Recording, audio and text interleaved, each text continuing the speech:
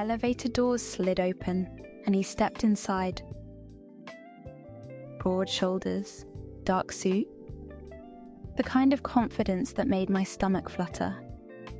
I felt his eyes on me as the doors closed, trapping us in this small space, tension crackling in the air.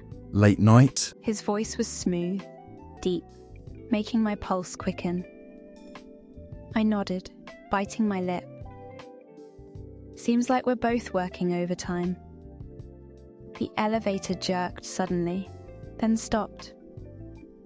The lights flickered, leaving us bathed in a soft glow.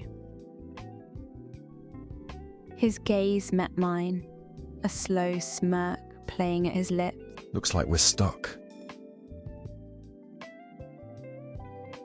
Maybe it was the adrenaline, the thrill of being alone, the way his eyes lingered on my mouth.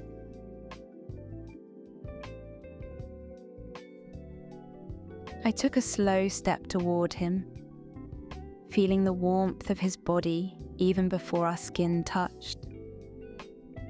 The moment his fingers brushed my arm, I gasped. Every nerve in my body awakened, aching for more.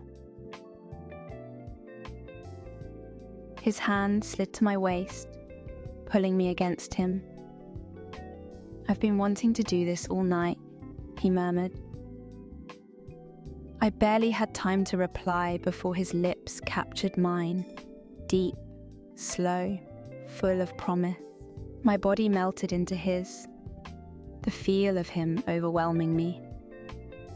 His hands roamed lower, his touch sending shivers through me. The elevator remained still, but we were moving, climbing higher and higher into something we couldn't stop.